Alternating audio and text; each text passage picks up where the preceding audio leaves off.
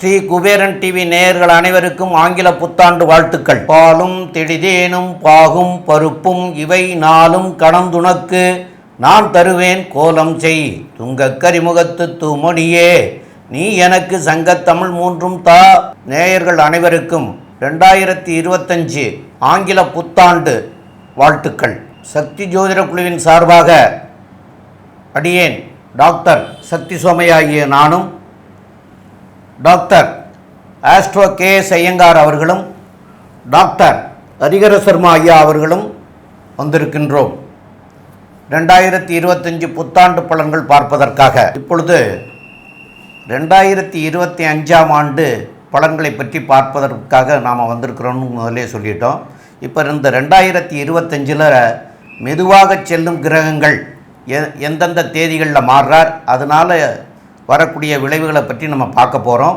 அப்போ இந்த 2025 கிரக நிலைகள் எப்படி இருக்குது, எந்த நாட்களில் என்னென்ன கிரகங்கள் பெயர்ச்சி ஆகிறது அப்படிங்கிறத பற்றி நம்முடைய டாக்டர் ஹரிஹர சர்மா ஐயா அவங்க விரிவாக சொல்லுவாங்க. அனைவருக்கும் ஹரிஹர சர்மாவின் பணிவான நமஸ்காரங்கள். நாம் ஒவ்வொரு ஆண்டும் புத்தாண்டு பலன்கள் மற்றும் மாத பலன்கள், வருஷ பலன்கள், கிரகப்பயிற்சி பலன்கள் போன்றவற்றை பார்த்துக்கிட்டு வரோம். அதுபடி நாம் இப்போ பார்க்க போகிறது இந்த புத்தாண்டு 1/1/2025ஆம் ஆண்டு. இது ஆரம்பிக்கிறது தமிழ் தேதிக்கு பொறுத்தளவுக்கு 1/1/2025 குரோதி வருஷம் மார்கழி மாதம் 17ஆம் தேதி பிறக்குது. இதில் இன்னொரு விசேஷம் அப்படின்னாக்க வசந்த நாளான புதன்கிழமை.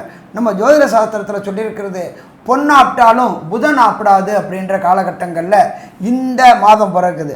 அதுவும் பார்த்தோம் அப்படின்னாக்க சூரியனோட நட்சத்திரமான உத்திராட நட்சத்திரத்தில் இந்த வருஷம் பிறக்குது.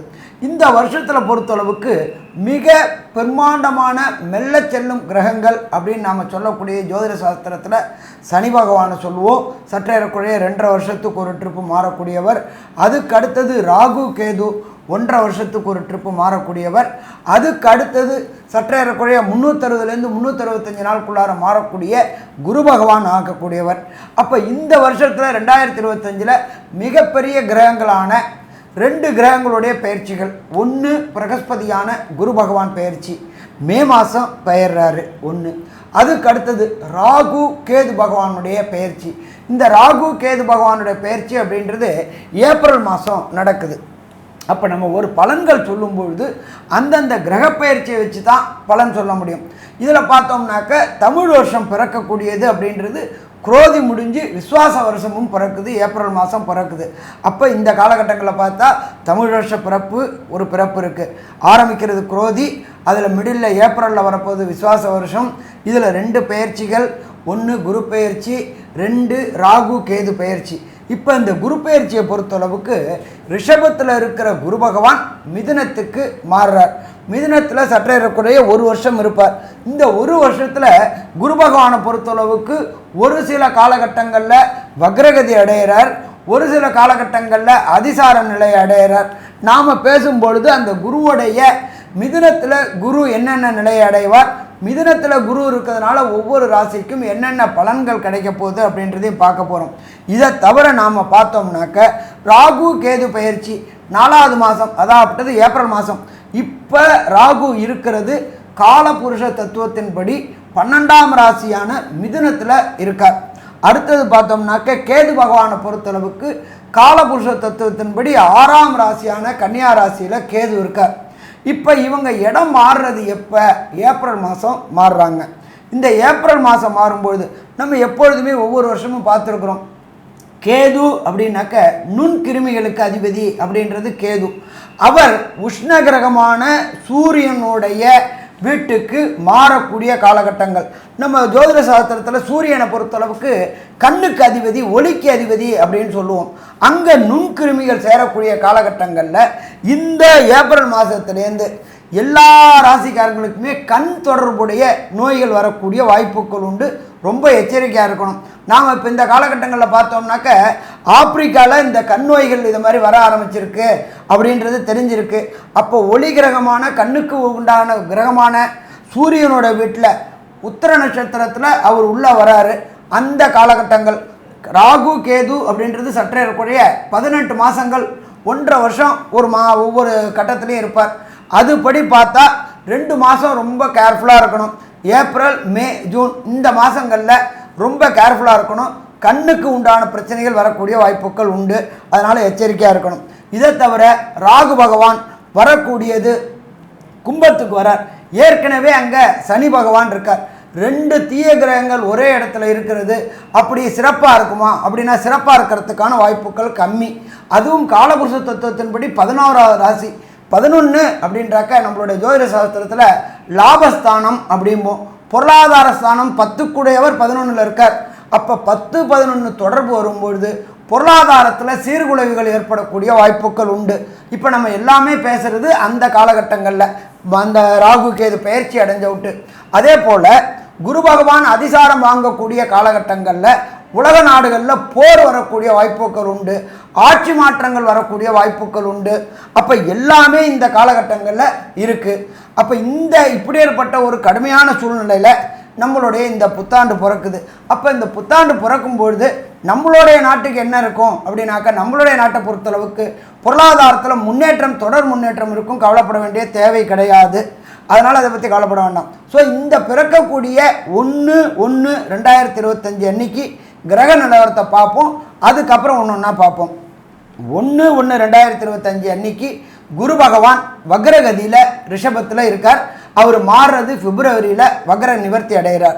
இதை தவிர பார்த்தோம்னாக்க கர்க்கடகத்தில் செவ்வாய் நீச்ச நிலையில் இருக்கார். 6ஆம் இடமான காலபுருஷ தத்துவத்தின்படி 6ஆம் இடமான கன்னியா ராசியில் கேது இருக்கார்.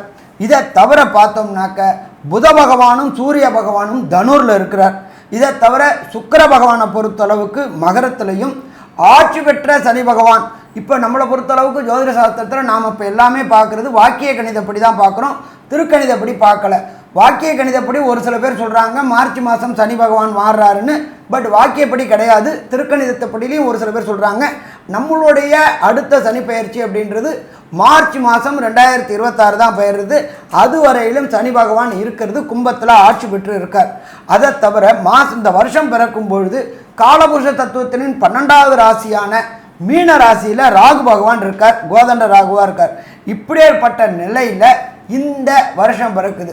இப்போ இந்த வருஷம் பிறக்கும்பொழுது ஒவ்வொரு ராசிக்கும் என்னென்ன நற்பலன்கள், என்னென்ன கெடுபலன்கள், பரிகாரங்கள் என்னென்ன, எந்த கோயிலுக்கு வழிபட்டால் சிறப்பாக இருக்கும் அப்படின்றத பார்ப்போமா? சித்திரை, சுவாதி, விசாகம் இந்த 3 நட்சத்திரம் 9 பாதங்களை கொண்ட ராசி. ராசியின் அதிபதினு சொல்லக்கூடியவர் சுக்கிர பகவான். இந்த துலா ராசிக்காரர்களுக்கு பார்த்தீங்களேனால் மிகப்பெரிய ஏற்றமான காலம். இவ்வளவு நாளாக மிகப்பெரிய கஷ்டத்தில் இருந்தவங்களுக்கெல்லாம் பெரிய மாற்றங்கள் வரப்போகுது. ஏன்னா 6ஆம் இடம் அப்படின்னு சொல்லக்கூடிய இடம் பார்த்திங்கன்னா ராகு பகவானுடைய இடம். ராகு பகவான் இவ்வளவு நாள் இருந்தார். அவர் 5ஆம் இடத்துல சனி பகவானோட சேர்ந்து இருக்கக்கூடிய காலகட்டம். பொதுவாகவே பார்த்தோம்னா உங்களுடைய பதவி, புகழ், அந்தஸ்து, கௌரவம் இதெல்லாம் மிகப்பெரிய ஏற்றத்திற்கு போகக்கூடிய காலகட்டமாக இருக்குது. ராசியிலேயே ராசிக்கு 9ஆம் இடத்துல குரு பகவான் இந்த வருஷம் போகிறார்.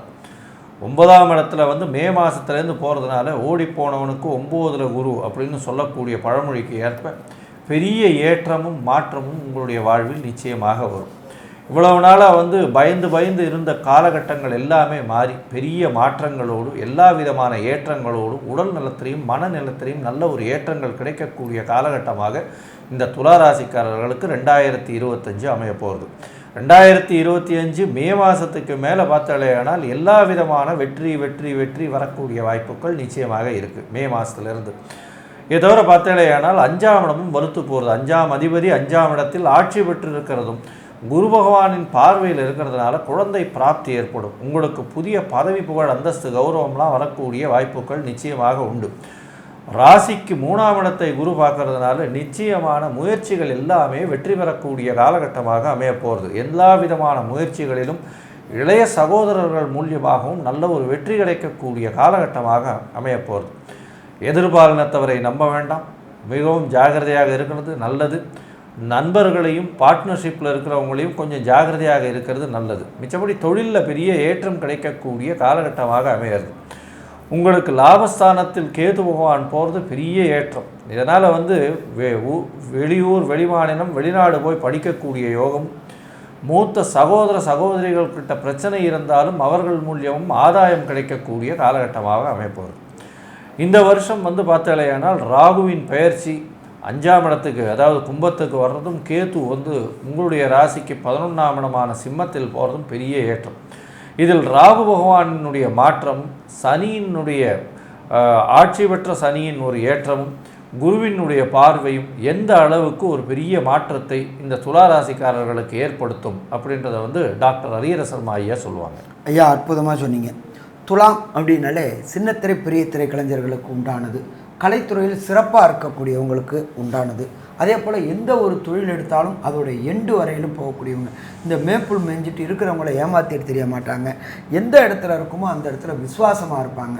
அப்படியேற்பட்ட துளாராசி என்பவர்களுக்கு இந்த குருவின் பார்வை கிடைக்கும் பொழுது சின்னத்திரை பெரிய திரை கலைஞர்கள் மற்றும் கேமராமேன் மற்றும் ப்ரொடக்ஷன் மேனேஜர் மற்றும் பின்னிருந்து இயக்கக்கூடிய லைட் பாயிலேருந்து எல்லாருக்குமே இந்த 2020 ஆண்டு அற்புதமான ஆண்டு, அமோகமான ஆண்டுன்னு சொல்லலாம்.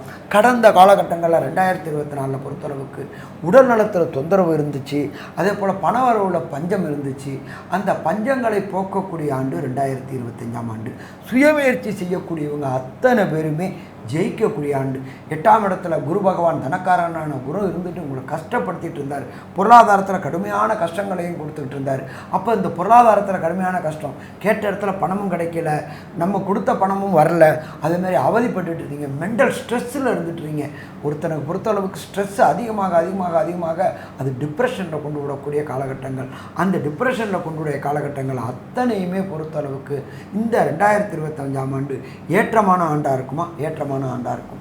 இதை தவிர 3ஆம் இடம் அப்படின்றது ஜோதிட சாஸ்திரத்தில் சொல்கிறது முயற்சி ஸ்தானம். அந்த முயற்சி ஸ்தானத்தில் உண்டான இந்த வருடம் பிறக்கக்கூடிய காலகட்டங்களில் சூரிய பகவான் அங்கே இருக்கிறாரு. அதை தவிர புத பகவானும் மாறுறாரு, சந்திரனும் அங்கே இருக்கார். குரு சந்திர யோகம் அப்படின்றது இந்த காலகட்டங்களில் சந்திரனுக்கு எப்பொழுதுமே குரு பார்வை கிடைக்கும்போது குரு சந்திர யோகமாக இருக்குது. அந்த சந்திர யோகம் 7ஆம் இடத்துல ஒரு கேந்திரத்தில் ஏறும்பொழுது அதை கஜகேசரி யோகம்னு சொல்லலாம். சந்திரனுக்கு குரு 7ஆம் இடத்துல ஏறுறது, 4, 7, 10 ஏறுறது கஜகேசரி யோகம்பாங்க. அப்போ நீங்கள் 100 பேர் இருந்தாலும் சரி, 1000 பேர் இருந்தாலும் சரி, அதில் உங்களுடைய தனித்துவம் விளங்கக்கூடிய காலகட்டங்கள். அப்போ புத்துணர்ச்சி தொடங்கக்கூடிய காலகட்டங்கள். அதே போல் பிரகஸ்பதியான குரு பகவானும் சூரிய பகவானும் அந்த வருஷம் பிறக்கக்கூடிய காலகட்டங்களில் பார்க்கக்கூடிய இதுக்கு யோகத்துக்கு பேர் சிவராஜ யோகம்னு பேர். சிவராஜ யோகம் அப்படின்னாக்களே தொட்டதெல்லாம் தொடங்கக்கூடியது, வச்சதுக்கெல்லாம் விடிவு கிடைக்கக்கூடிய காலகட்டங்கள். அப்போ இந்த துளாராசி என்பவர்களை பொறுத்தளவுக்கு மண்ணை தொட்டாலும் பொண்ணாகக்கூடிய காலகட்டங்களானவ அப்படின்னாக்க கண்டிப்பாக கண்ணாக்கடை காலகட்டங்கள். இதை தவிர கம்யூனிகேஷன் வலுப்பெறுது. கம்யூனிகேஷன் அப்படின்னாக்க தகவல் தொடர்பு, ஜியோ, ஏர்டெல்லு, பிஎஸ்என்எல், ஆக்டு, இதை மாதிரி கம்யூனிகேஷன் பாவங்களில் துறைகளில் வேலை பார்க்கக்கூடியவங்களுக்கும் சரி, நிர்வாகிகளுக்கும் சரி, ஓனர்களுக்கும் சரி, இந்த 2025ஆம் ஆண்டு புத்தாண்டு ஏற்றமான ஆண்டு. பணம் கொட்டோன்னு கொட்டக்கூடிய ஆண்டு. செய்கின்ற முயற்சிகள் அத்தனையும் ஜெயிக்கக்கூடிய ஆண்டுகள். இப்போ பார்த்தோம்னா நம்மளுடைய தகவல் தொழில்நுட்பத்தில் 5G வந்திருக்கு. அதுக்கடுத்து 6G வரக்கூடிய ஆண்டுகளும் இந்த 2025 முயற்சி திருவினையாக்கும். முயற்சிகள் தோற்கலாம், முயற்சிக்க தோற்கக்கூடாது அப்படின்ற காலகட்டங்கள். அப்போ இப்படி ஏற்பட்ட துளாராசி என்பவர்களுக்கு இந்த காலகட்டங்கள் ஏற்றமான காலகட்டங்கள். அதே போல் துளாராசியை சேர்ந்தவங்களுக்கு நீண்ட நாட்களாக திருமணமாகி வம்சமிருத்தி கிடைக்கல அப்படின்னு இருந்தவங்களுக்கு இந்த 2025ஆம் ஆண்டு வம்சமிருத்தி கிடைக்கக்கூடிய காலகட்டங்கள். ஏன் அப்படின்னாக்க ராசிநாதனான குரு பகவான் உங்களுக்கு ராசிக்கு 9ல் இருந்துட்டு அவருடைய விசேஷ பார்வையான 9ஆம் பார்வையை 5ஆம் இடமான பூர்வ புண்ணிய புத்திரஸ்தானத்தில் செலுத்துறதுனால வம்சமிருத்தி அடையக்கூடிய வாய்ப்புகள் உண்டு. அதே போல் குருவும் சனியும் பார்க்கக்கூடியதுக்கு பேர் குரு சண்டால யோகம்னு பேர். இந்த குரு சண்டால யோகம் பெரும்பாலும் பார்த்தாக்க லாயர்கள், சட்டத்துறையை சேர்ந்தவங்களுக்கு, நீதிபதிகளுக்கு, இவங்களுக்கு எல்லாத்துக்குமே இந்த குரு சண்டால யோகம் ஒருவதால் ஆகும்.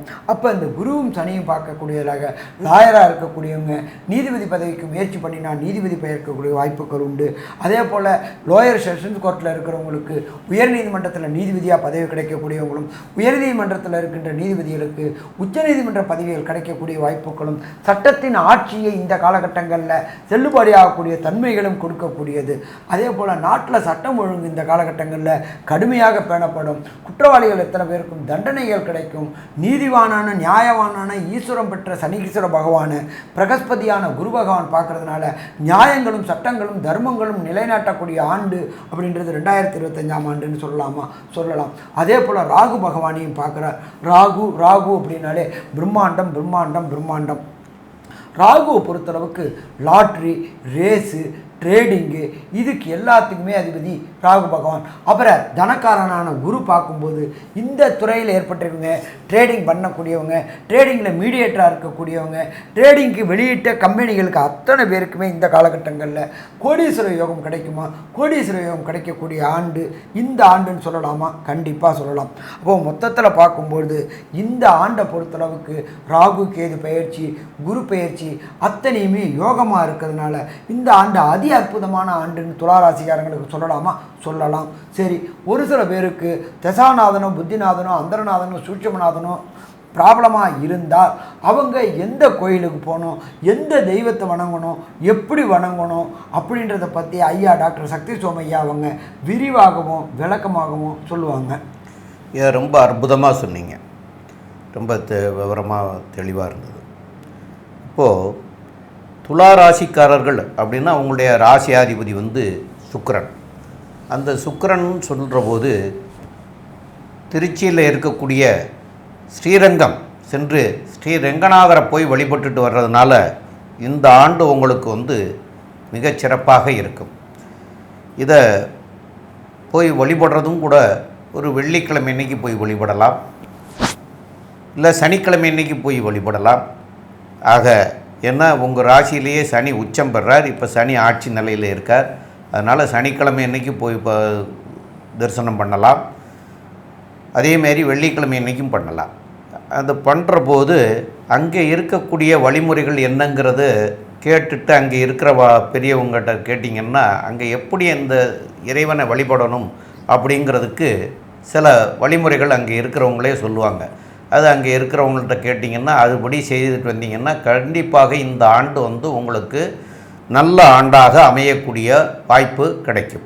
மேலும் உங்களுடைய ஜாதக பிரகாரம் இப்போ என்ன திசை நடக்கிறது, என்ன புத்தி நடக்கிறது, அதனால பிரச்சனைகள் இருக்குதா அப்படிங்கிறத தெரிஞ்சுக்கிட்டு அந்த பிரச்சனைகள் இருக்குமே ஆனால் அந்த பிரச்சனைக்குண்டான கிரகம் என்னவோ அந்த கிரகத்துக்குண்டான கிழமை என்னைக்கே அந்த கிரகத்தை போய் தீபம் ஏற்றி வழிபட்டுட்டு வர்றதும் உங்களுக்கு இந்த ஆண்டு நல்ல ஆண்டாக அமையக்கூடிய ஆண்டாக இருக்கும். மேலும் உள்ள விவரங்களை பற்றி நம்முடைய டாக்டர் ஆஸ்ட்ரோ கேஎஸ் ஐயங்கார் அவங்க சொல்லுவாங்க. துளாராசியை பொறுத்தவரையிலும் இந்த வருஷம் ஒரு பெரிய ஏற்றமான வருஷம். எல்லா விஷயத்திலையும் வெற்றி வெற்றி வெற்றி வரக்கூடிய காலகட்டம். ராசிக்கு 9ஆம் இடத்தில் குரு பகவான் இருக்கிறது பெரிய ஏற்றம். ஓடிப்போனவனுக்கு 9ல் குருன்னு சொல்லக்கூடியது ஜோதிட வழக்கு. இதன் மூலியமாக எல்லா விதமான வெற்றிகளும் உங்களுக்கு சேரும். இடம் பெயர்ச்சி இருக்கக்கூடிய காலகட்டம். வெற்றிகள் நிச்சயமாக உண்டு. உங்களுக்கு புதிய பதவி புகழ் அந்தஸ்து கௌரவம்லாம் வரக்கூடிய வாய்ப்புகள் உண்டு. உடல் நலத்தில் நல்ல ஏற்றம். எடுத்த காரியங்களில் வெற்றி. எடுத்த காரியங்கள் எடுத்த நேரத்தில் எடுத்த இடத்தில் வரக்கூடிய வாய்ப்புகள் நிச்சயமாக உண்டு. முயற்சிகள் எல்லாமே வெற்றியடையக்கூடிய வாய்ப்புகள் உண்டு. உங்களுடைய ராசிக்கு 5ஆம் இடத்தில் இருக்கக்கூடிய சனி ராகு பெரிய ஏற்றத்தை கொடுக்கக்கூடிய காலகட்டம். குருவின் பார்வையில் இருக்கிறதுனால குழந்தை பிராப்தி ஏற்படக்கூடிய பாக்கியமும் வெளிநாடு வெளியூர் பிராப்தி இருக்கக்கூடிய வாய்ப்புகளும் நிச்சயமாக உண்டு. தொழிலில் அபரிமிதமான ஏற்றம் இருக்கும். தொழிலில் வெற்றி இருக்கக்கூடிய காலகட்டமாக அமையப்போகிறது. உங்களுடைய ராசிக்கு பார்த்தலையானால் 6ஆம் அதிபதி 9ஆம் இடத்தில் இருக்கிறதுனால போட்டித் தேர்வில் நிச்சயமான வெற்றி. இருக்கும் இடத்தை விட்டு வெளியில் போகக்கூடிய பாக்கியம் உண்டு. வெளிநாடு வெளியூர் போய் படிக்கக்கூடிய ஏற்றங்கள் குழந்தைகளுக்கு நிச்சயமாக இருக்கும். உங்களுடைய ராசிக்கு படிப்புக்கு 4ஆம் அதிபதியான சனியே 5ஆம் இடத்துல போய் இருக்கிறதுனால எல்லா விதமான வெற்றிகளும் உங்களுக்கு சேரும். தாயின் உடல்நிலையில் நல்ல ஒரு ஏற்றம் இருக்கும். தந்தையின் உடல்நிலையில் நல்ல ஒரு ஏற்றம் இருக்கும். உங்களுக்கு இந்த வருஷம் பார்த்தீர்களேயானால் மிகப்பெரிய பொன்னான ஆண்டாக இருக்கக்கூடிய காலகட்டம் அப்படின்னு இந்த சக்தி ஜோதிட குழு சொல்லுது. நன்றி, நமஸ்காரம். ஸ்ரீ குபேரன் டிவியை பார்த்தமைக்கு நன்றிகள். மேலும் இது போன்ற தகவல்களை தெரிந்து கொள்ள ஸ்ரீ குபேரன் டிவியை சப்ஸ்கிரைப் செய்யுங்கள். மறக்காமல் பெல் ஐக்கானை கிளிக் செய்யுங்கள்.